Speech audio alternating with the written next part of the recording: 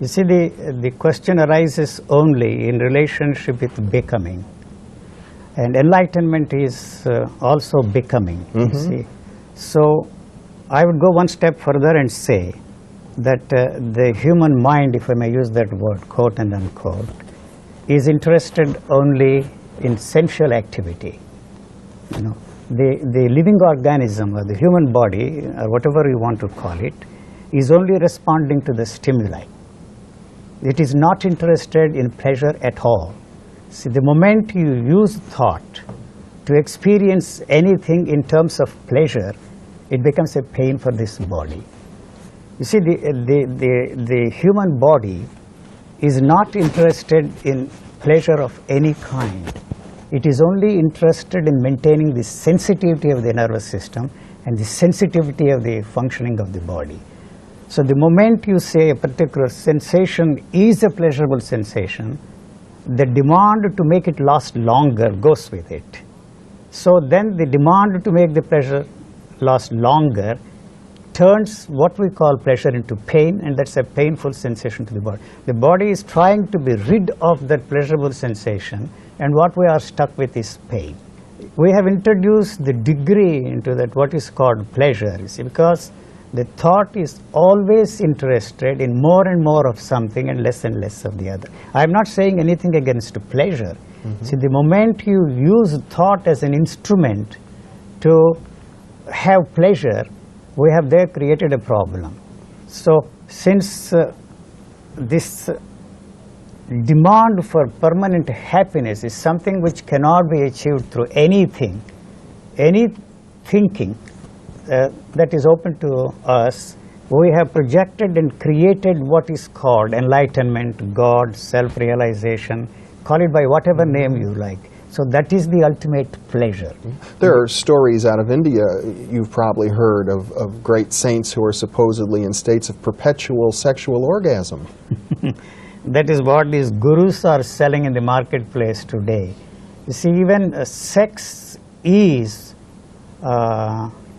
something that the body does not care for. It's a painful thing, and that is necessary for only one purpose, to reproduce one like that. The living organism is interested only two things. It's a survival, and then it's a reproduction.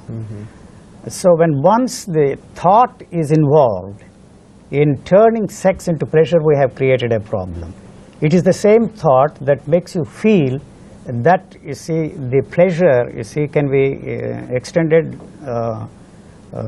into one of degree, into longer and longer time, and then, you see, keep it going, and so it is more painful to this body. You almost sound Victorian in your approach here. I am not Victorian. This sex is totally unrelated to the question of enlightenment. You see, whether it has become fashionable these days for all these people to market sex as the means or the stepping stones to enlightenment. But actually and factually, the sex is totally unrelated to what is called enlightenment. Whether you deny yourself sex or indulge in sex, it is of no importance to what you are searching for. But in a culture where, you see, the denial of sex is maintained as a sine qua non, or an essential thing for your spiritual goal, unfortunately, the gurus in the marketplace who are selling that enlightenment invented this thing called tantric experience, and used that as a means to achieve your spiritual goal. Right, it's either tantric here or abstinence there, and what you're saying both are the same. They are totally unrelated to the question of enlightenment. When once, you see, the question of enlightenment or the demand for an enlightenment is freed from sex totally, either as a means to it or the denial of it as a means to it, we can look at it in a different way and ask the question, is there any such thing as enlightenment at all? We have accepted, taken for granted that there is such a thing as enlightenment, but we never questioned that, because when once you question the whole idea of enlightenment, or as you put it, the concept of enlightenment, we are questioning the teachers who have talked about it, and we have invested our tremendous faith in them. So the sentiment comes into the picture, and we accept that as a gospel truth. So it is that has created the neurotic situation for us. We want pleasure, and at the same time we know that the pleasure is giving us pain. So the demand for permanence is the basic demand of thought. You see, it is interested in permanence. The permanence not of this living organism, but the permanence of the continuity of thought. So the body knows in a way that it is permanent.